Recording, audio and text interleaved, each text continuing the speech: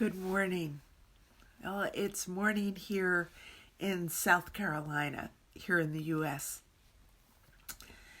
And for the past few days, I've had this niggling thought, and it has been that it's time to create the future. Actually, we're always creating the future based upon what we're thinking, the words we speak, and the actions we take in the now.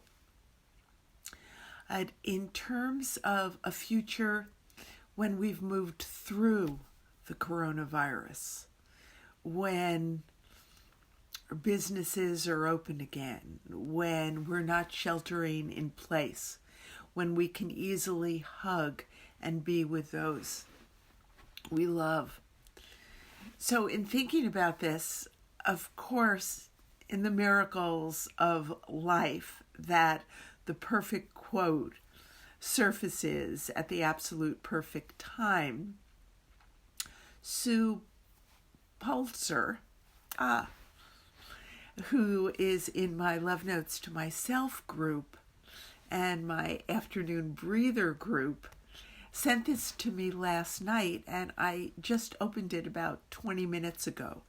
So this is a poem, a quote from Pema Chodron.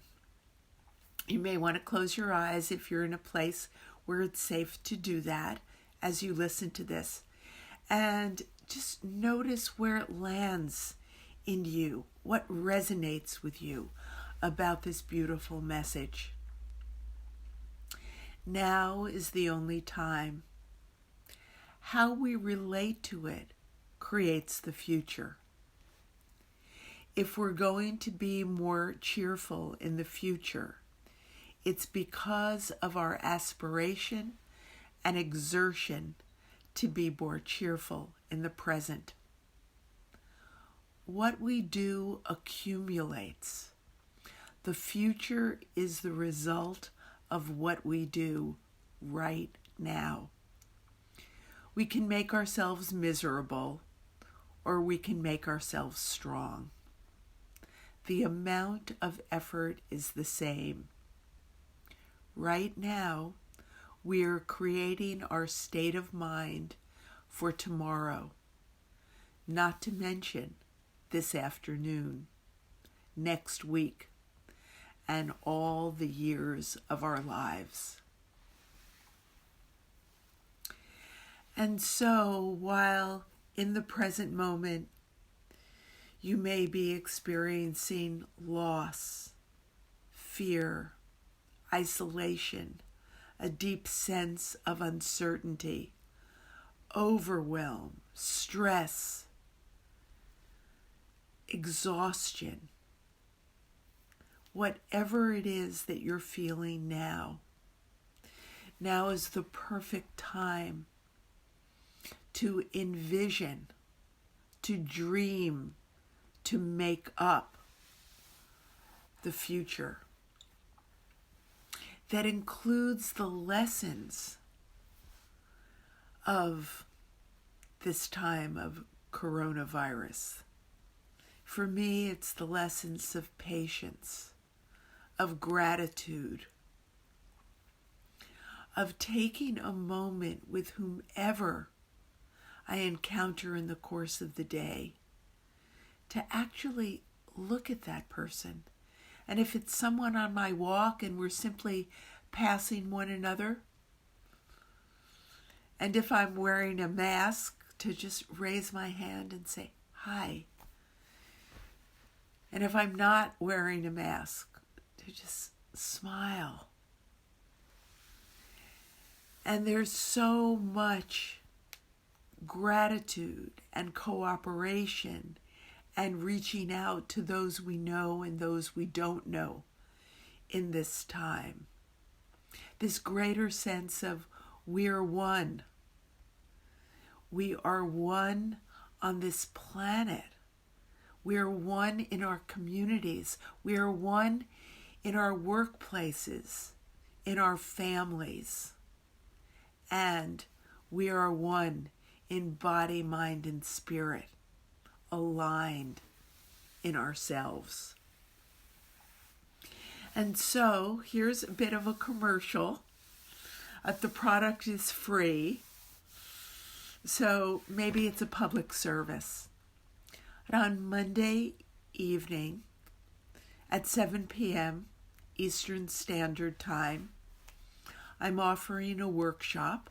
It's actually a writing workshop, very structured, whether or not you consider yourself a writer, in which each one of us will have the opportunity to write our story for after the coronavirus, for when we're through the devastating impact of this pandemic.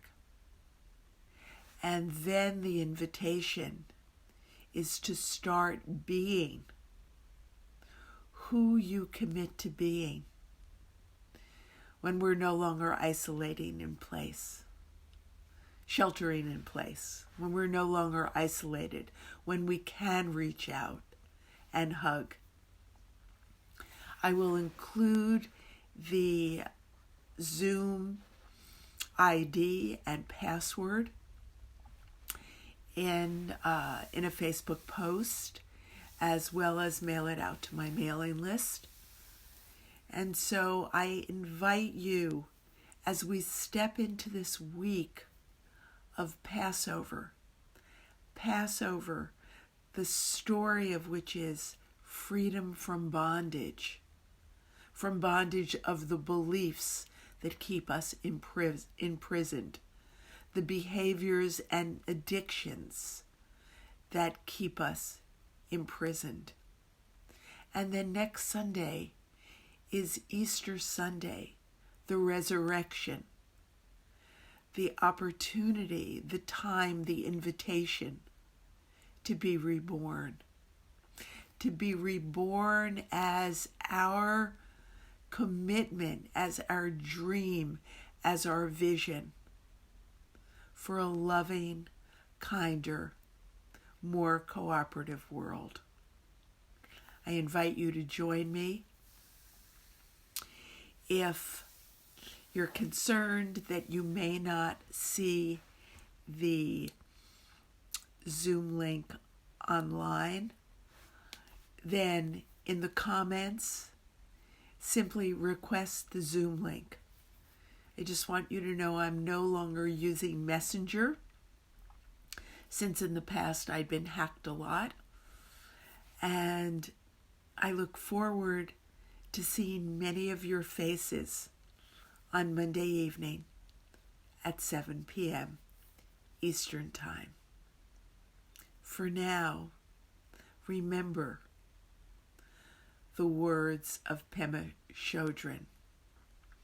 Now is the only time.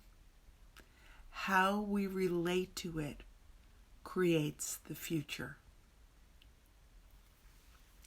May love light your path and guide your way. Bye-bye for now.